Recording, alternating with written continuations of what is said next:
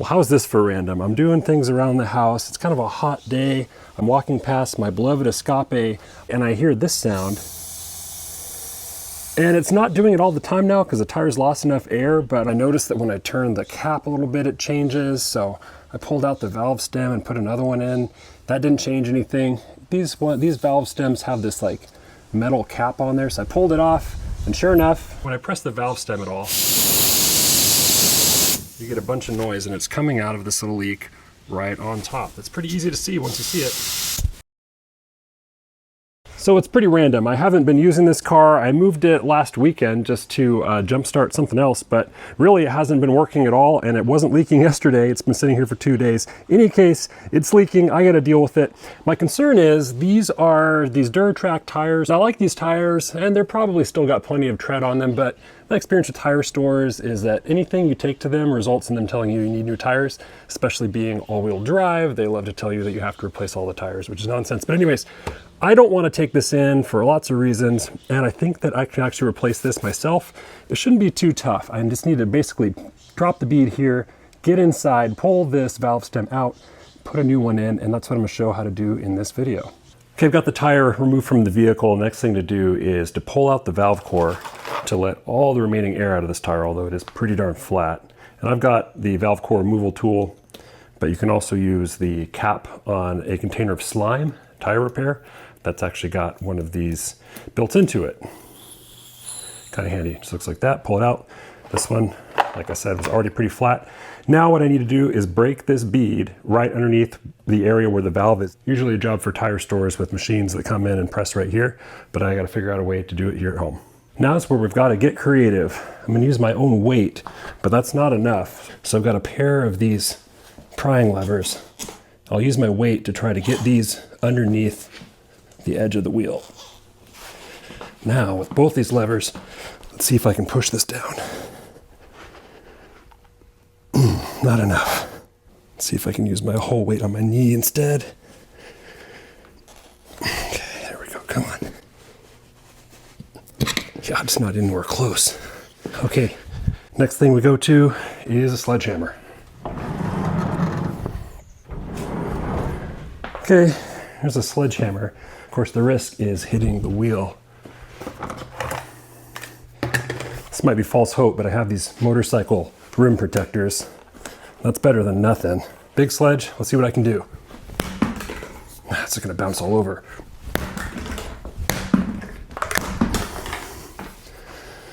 Nope. Okay, I'm gonna try a new method that I've seen but never tried myself, using a heavy ratchet strap and a floor jack. And the idea is that I'll flip the tire upside down, put the floor jack pad right on the surface next to where the bead meets the tire, and then use the strap to come all the way around the jack frame, and then basically use the spreading force of the jack between the frame and that pad and push off against the strap. That should push the force down into the tire right there where the bead is. So let's try to set this up. First step, I think, is to wrap this strap. I'm gonna put it around this front wheel.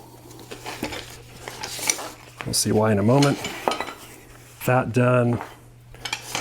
Now I want to set the bead right on the edge of this pad. So with that strap that I put around the wheel, one side's going to come up here, the other side, this is going to come around the top of the wheel and come up here. Now these just need to go underneath the jack and hook back together.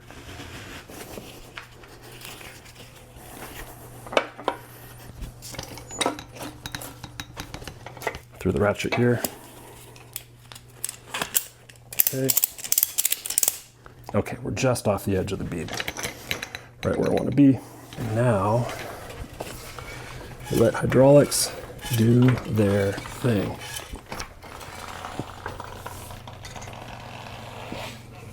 There it goes. Let me show you what that looks like up close. There's the setup that maybe didn't make sense a second ago. Just pushed it right off. Perfect. Now you can see right underneath this bead, let me push it open for you. There is the valve stem. I just need to replace this thing. So I have a tool which is pretty handy. Valve stem puller. This is meant for pulling a new one on, but it can actually also break an old one. And while I know that it's possible, yeah, the problem is it just pulled the metal part right out the center of the valve stem. So that means I actually don't need any tools to remove this probably, but I also don't want to lose the rubber piece down in there. So I'm going to be kind of careful. Yeah, basically without the metal in the center, this thing should almost press back through. But if not, I can always cut it with a knife.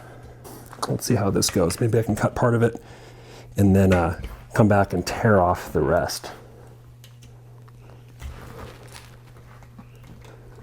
Okay, there's most of it.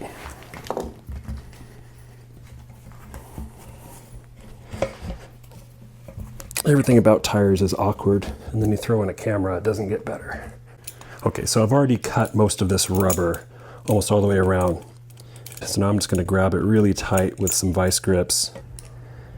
And now I can put my hand underneath the valve stem just to keep this piece from falling in. Pull this out. There's the upper piece. And here should be the lower one. Don't drop it, don't drop it, don't drop it. There it is. Even knowing that that was my single goal, it almost went inside the tire. So this is the two pieces of the old valve stem. This thing was just broken all around. I don't know exactly how it failed, but it looks like something on the backside may have failed. Anyways, I'm gonna toss this aside. I'm gonna roll the tire around, see if there are any pieces inside, and then get to putting the new one in. So now it's time to get my new tire valve. Nothing really special about these, just standard automotive style, non-metallic. And I'll take the cap off.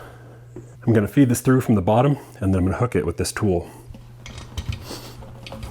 Not a lot of space to work. Just enough. Okay. I think the bead would probably hold it, but I don't know. It might slip past it. Okay. I can probably just pull it all the way through, but I'm gonna have this here in case I need to pry it around. Here we go. Yeah, these light duty valve stems, it's no problem, but the way this is meant to work is that you would have some protector on the rim here, and you could actually pry like that to give yourself extra leverage. I didn't need it in my case. And then I noticed right in this area where I did break the bead, right where the valve goes, it does look like there's just like a little rough spot on the bead in there. I don't know, it's probably fine, probably wouldn't matter, but I've got some sealer here, so I'm just gonna add a little bit of gunk right here just to make sure I don't get a leak there. Look, this is not a Ferrari. This is not a brand new car. If it was, you might do things a little bit differently, but this is just really my do everything house utility vehicle. It's 25 years old. Tires only have maybe 10,000 left in them, but I'd like to be able to use them rather than throw them away right now. Okay, a little bit of sealer. So I'm gonna go get my air compressor and fill this thing back up before that dries. Okay, my compressor's getting older and it doesn't like to start. I've got it on a different outlet out here. It's a little more robust than the outlet I had it plugged into in there. Anyways, I've got a 4x4 down here so I can put some pressure on this tire with my knee on the wheel. That's gonna help push this bead closed. Now just put some air to it. You can hear it leaking.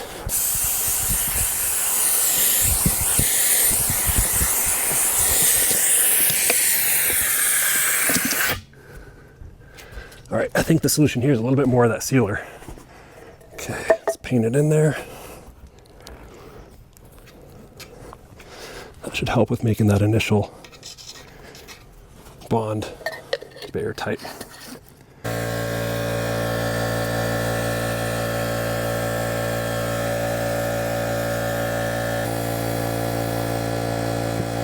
There we go. Now we just fill it up. I'll go a little over pressure just to make sure it's pressed all the way on. Actually, I know that it already is, but it's a good standard practice. These tires are actually good to 80 PSI, lots higher than I normally run them, of course. But that means I can go far beyond my running pressure and still be well under their max pressure. Okay, that's 50 PSI by this junk gauge. I'll check it with a better one, but I can put this back on the car knowing that this is definitely seated all the way. All right, and the wheel is reinstalled. Just got to tighten it up. That should be the fix here. And yeah, that's a chrome socket. That's the correct number of Ryobi Ooga Doogas. Of course, I'll torque that later. Set her down. Well, life gets in the way, and unfortunately, that's the first time that this Escape has been on its wheels in longer than I care to mention, but I'm glad to have it back down because I need to use it. It's a useful vehicle. What I don't know, and here's where I hesitate to even speculate, is what really happened here. Because initially I found the front tire was low. I identified that little slit that looked like potentially the little band, the metal band at the top of the valve stem. Could have dug in, who knows? I can explain one away. Then I found, after I manipulated the valve stem on the rear, I found the same thing. So what do you think? Is this just a case of, you know, valve stems aren't all the highest quality, and let's see, you're coming up on about 50,000 miles. Is that something to expect, perhaps? Or is it something more nefarious, like someone with a razor blade? Who knows what it could have been? I'm just curious if anybody else has had that experience with little tiny razor type of slits on the actual valve stem itself. In any case, that's how I fixed it at home. Gonna torque these down, go down to the right pressure, and I'll be ready to put this back to use. Hopefully this was helpful. If you've got questions, throw them in the comments. Most of all, thanks for watching.